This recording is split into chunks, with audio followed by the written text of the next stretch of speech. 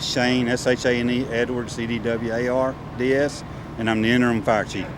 Got it. Now, Shane, can you please tell me when you all got the call and what happened? Our first call we received from a passerby was approximately 10:14 p.m. this evening. Passerby called in and said that they have observed what appeared to be fire on the roof of the Tic Toc Lounge, which is located at 408 MLK Boulevard. And so shortly after that, our units were dispatched. A few minutes after dispatch, our first unit arrived. They did arrive on scene, said that they did have moderate fire showing on the roof of that structure, and we went in and started making an initial attack on that. Located next to that structure is 382 Cherry Street, which is our Sturgey lofts. It is occupied. We did have additional units coming that assisted with evacuating that building, making sure that we got the occupants out. The two buildings do have, the Sturgis lofts do have lofts with a deck on the side of the building that is actually over the Tic Toc Lounge. It appears that deck is what was on fire.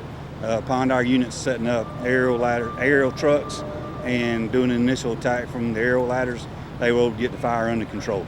Got it. So there were no victims, no one injured? Not at this time. There was nobody injured in the fire. Thank goodness there were no victims. We did get the fire under control pretty quick. We did strike a second alarm on this structure due to the location downtown and having limited access to the roof. So we did have an additional 2 engines, 2 aerials, and additional chief's car respond with the first companies that were dispatched to the call. So like I said, thankfully they were pretty aggressive on getting on top of the fire and getting it under control. And in terms of evacuation, you mentioned the lofts that are next door. About how many people did you all have to get out in this emergency? I'm not sure at this point. We're still early into the fire conditions as they were. I do know that our units were going floor to floor, door to door, making sure that occupants that were inside were evacuated once we did get everybody out. I don't have that number right this second, but we'll be getting that for you. We did have a couple of residents that stated they had pets that were left inside. At that time, we did assist getting their pets out as well. So as far as I know, there's nothing inside the lofts. There's no fire damage in the lofts.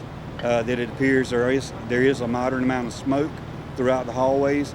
There is some water damage in the lofts and the Tic Toc Room due to the amount of water and sprinkler systems that were activated during the structure fire itself. Got it. And no further damage to the Tic Toc Lounge? Other than there is moderate water damage in the lounge. We're still investigating on the roof at this time to see how much of that did breach the roof of the Tic Toc Lounge.